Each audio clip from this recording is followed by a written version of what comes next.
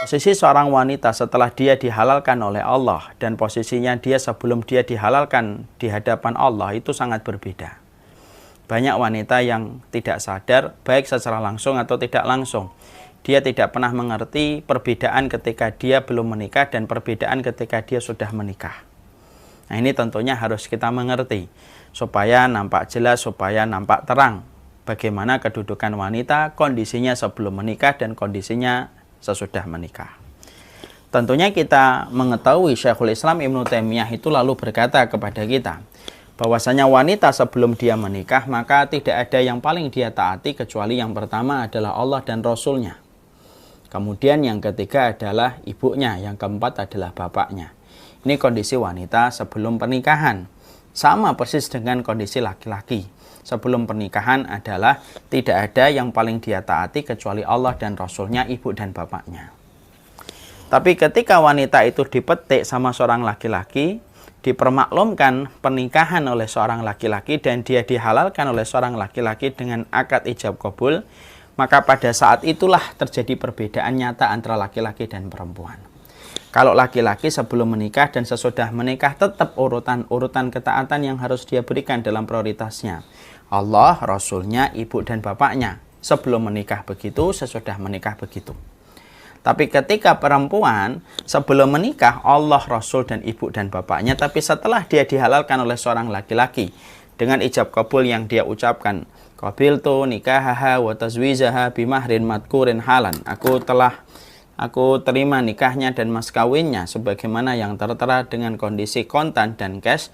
Ketika seorang wanita telah dihalalkan oleh seorang laki-laki semacam ini, maka urutan prioritas ketaatan dia langsung berubah. Ya, yang pertama Allah, yang kedua Rasul, yang ketiga adalah suaminya, yang keempat ibunya, dan yang kelima adalah yang keempat adalah ibunya, yang kelima adalah suaminya, adalah bapaknya. Ini berubah. Kenapa kita harus membicarakan ini pada poin yang pertama? Ini cukup penting karena banyaknya orang yang hari ini menikah dari kalangan laki-laki dan perempuan tetapi tidak mengetahui bagaimana ilmunya di dalam pernikahan. Setiap manusia yang mereka menikah tetapi tidak mengerti tentang ilmu bagaimana dia menikah dan apa yang harus dia fahami dan apa yang harus dia ketahui berpotensi besar. Apapun yang tanpa didasari dengan ilmu, kemadharatannya lebih dekat dan lebih dahsyat akan terjadi daripada mereka yang sudah mengetahui ilmunya. Makanya kalau kita memahami tentang poin ini akan menjadikan seorang wanita betul-betul sadar. Setelah kamu dihalalkan oleh seorang laki-laki, pada saat itulah kamu harus tahu. Pada saat itulah kamu harus betul-betul mampu untuk mengimani Allah, Rasulnya, suamimu, ibumu dan bapakmu. Dan itu menjadi ketetapan yang harus kita berikan kepatuhan dan kita harus berikan takzim kepada aturan syariat yang Allah berikan ketika sebelum kita menikah sampai kita menikah. Nah, tentunya aturan ini banyak tidak diketahui oleh kalangan feminisme, oleh kalangan sekulerisme. Karena apa? Bagi mereka itu pernikahan itu tidak memerlukan ilmu. Tapi orang yang beriman itu faham. Orang yang beriman itu ketika mereka menikah, mereka tahu ilmunya. Dan salah satu konsekuensi ilmu yang harus kita ketahui dengan benar. Orang yang menikah itu dari kalangan wanita itu berubah urutan prioritas dia di dalam ketaatan. Ini yang pertama. Makanya kalau kita menjumpai ada seorang ibu meminta kepada putrinya, lalu bersamaan pada saat yang sama ada seorang suami meminta dari istrinya, maka sesungguhnya kalau kita ditanya, mana yang saya harus taati Ustaz? Ibu saya mengatakan saya harus ke Bandung, ibu saya mengatakan saya harus beli bakso, suami saya menyuruh saya supaya saya membeli nasi goreng. Dua-duanya datang bersamaan. Maka yang kita dahulukan adalah memberikan loyalitas serta ketaatan kepada suami lebih didahulukan daripada memberikan ketaatan kepada seorang ibu. Makanya kita harus paham ya. Makanya kalau ada ibu-ibu yang menikahkan putrinya harus paham konsekuensinya. Ketika kita telah melepaskan putri kita untuk dihalalkan oleh seorang laki-laki, di situ kita harus paham. Di situ kita harus mengerti maknanya. Berarti kamu harus selera dikalahkan dalam tanda kutip perintahnya dibandingkan perintah dari laki-laki yang telah engkau berikan izin untuk menghalalkan putrimu. Dan itulah sejatinya yang harus difahami. Makanya salah nih kalau ada seorang wanita, seorang ibu ketika akan melepaskan putrinya dalam pernikahan, ibunya berkata, nih aku izinkan kamu nikah, tapi nanti kalau ibu dapetin kamu nikah, kamu jangan sampai kemudian berubah kepada ibu, harus tetap, bahkan kalau bisa lebih. Ini salah. Ini merupakan sesuatu yang sejatinya harus dibenarkan sesuai dengan syariat. Ini yang pertama. Yang kedua yang kita harus pahami kalau sudah membicarakan tentang wanita, yaitu adalah sesungguhnya keberkahan wanita itu terletak bagaimana posisi dia di hadapan suaminya.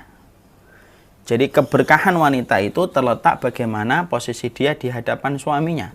Karena ketika dia telah dihalalkan oleh seorang laki-laki, maka semenjak saat itu semua urusan yang dia miliki ditanggung oleh suaminya. Sandangnya, papannya, dan papanya, sandangnya, papannya, dan pangannya kemudian menjadi tanggungan seorang suami. Dan semenjak saat itu, kita harus paham, seorang wanita itu puncak karir tertinggi dari wanita itu sebenarnya cuma dua. Apa itu puncak karir seorang wanita dalam kehidupannya? Satu, mendapatkan ridho dari suaminya.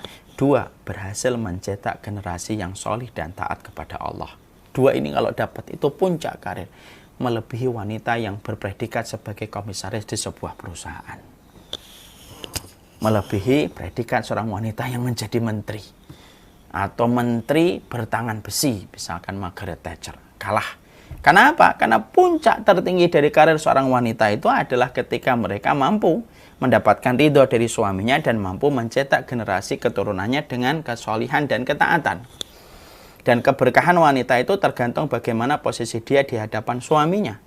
Makanya Rasulullah SAW ketika beliau pernah didatangi seorang wanita, dicurhatin wanita itu tentang perilaku suaminya, perhatikan, Rasulullah itu berkata, ungduri, sesungguhnya perhatikan dirimu di hati suamimu.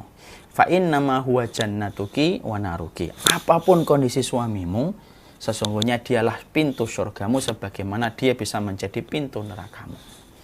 Nah, disitulah kita akhirnya mengetahui berarti keberkahan hidupnya seorang wanita itu terletak bagaimana dia mendapatkan keridhaan di hati suaminya dan posisi dia di hati suaminya.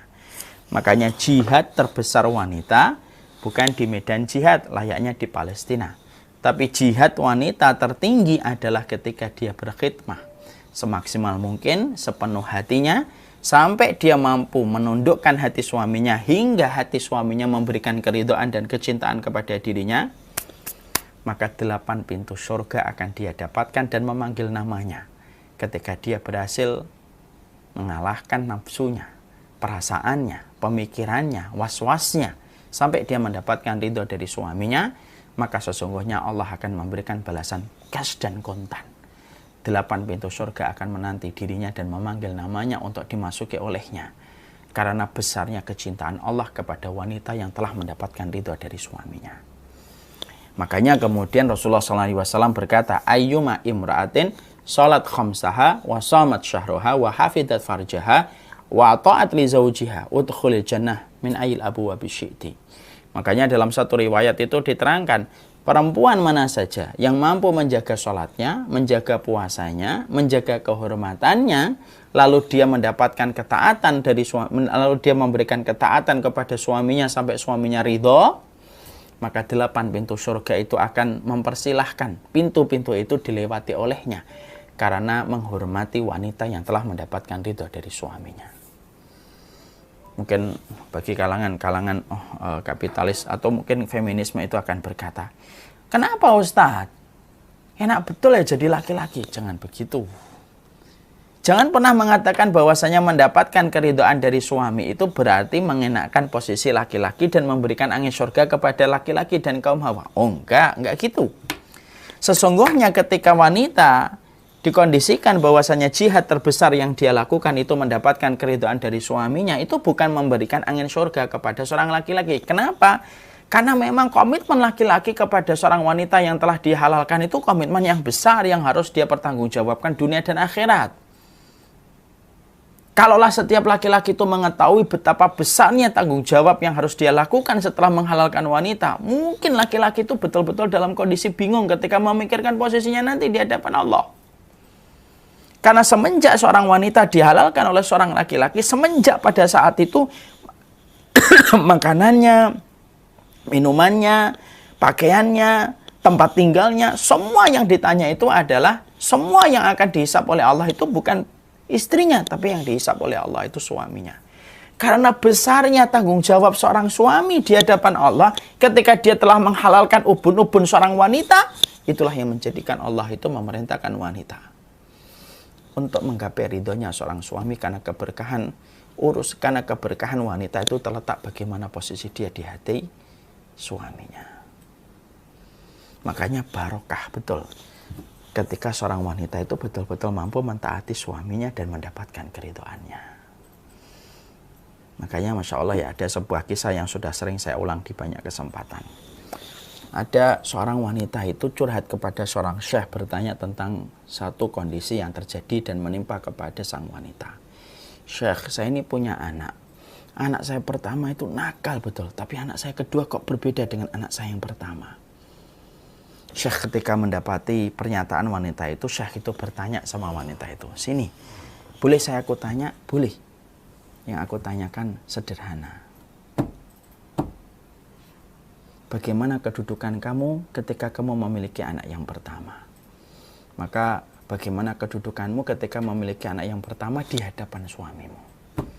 Maka wanita itu jujur berkata, ya Syekhana, wahai guru kami, kedudukan saya itu ketika memiliki anak yang pertama, kami baru-baru menikah, banyak sekali pertengkaran, gesekan yang kami lakukan, sampai akhirnya banyak sekali pertikaian yang terjadi di antara kami. Dan itulah yang kami rasakan dalam awal-awal pernikahan kami ketika memiliki anak yang pertama. Syekhnya senyum, oh gitu. Gimana posisimu ketika memiliki anak yang kedua di hadapan suamimu? Wanita itu berkata, saya memiliki anak yang kedua setelah melewati masa-masa berat 5 tahun pertama, sampai kemudian akhirnya kami kemudian memiliki anak yang kedua. Saya sudah berusaha untuk mencari ridhonya, saya sering mengalah supaya tidak terjadi pertikaian dan pertengkaran di antara kami, sehingga kemudian kami merasakan banyak ketenangan dibandingkan awal-awal kami ketika baru menikah. Saya tersenyum. Saya kemudian berkata, ibu tahu nggak? Ibu tahu nggak kenapa ibu mendapati anak yang pertama dalam kondisi agak nakal? Karena pada saat ibu memiliki anak yang pertama, posisi hatinya ibu di hati suaminya tidak sebagaimana mendapatkan keridhaan. Ketika suami tidak terlalu ridho, itulah yang mempengaruhi kualitas anaknya.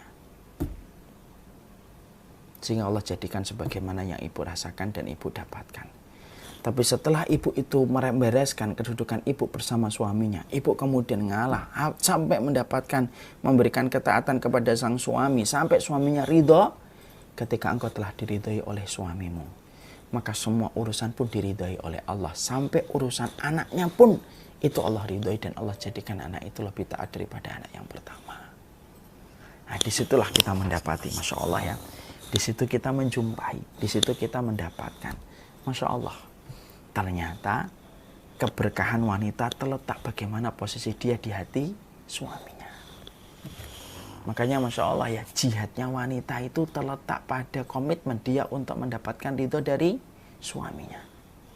Ketika dia telah ridho kepada suaminya, ketika suaminya telah ridho kepadanya, keberkahan-keberkahan itu akan dia dapatkan. Karena 8 pintu surga aja sudah selesai urusannya kalau dia sudah ridhoi suaminya. Apalagi urusan dunia yang sejatinya jauh lebih murah dan lebih recehan daripada urusan surga. Jadi kalau wanita sudah mendapatkan ridho dari suaminya, ibaratnya 8 pintu surga sudah diperoleh. Kalau 8 pintu surga sudah bisa dilewati dan diperoleh olehnya, berarti itu urusan besar sudah dia peroleh. Berarti urusan dunia itu jauh lebih gampang. Karena urusan yang lebih mahal, yaitu urusan surga aja sudah dia selesaikan ketika mendapatkan keridhaan dari suaminya. Makanya sampai Rasulullah SAW itu mengatakan dalam salah satu sabdanya, sabda ini harus difahami secara makna kiasan. Ketika Nabi bersabda, "Lau kanat bihi qarhatun fala hasadha ma'adat haqqahu syai'an." Makanya sampai Nabi SAW itu bersabda, "Lau kanat bihi qarhatun." Kalaupun kamu mendapati suamimu mengeluarkan nanah di sekujur tubuhnya, Fala hasadha, lalu perempuan istrinya itu menjilat seluruh nanah yang keluar dari tubuh suaminya, kata Rasulullah, ma'adat haqqahu syai'an. Itu pun belum mampu memenuhi kewajiban yang harusnya ditunaikan seorang istri kepada suaminya. Masya Allah.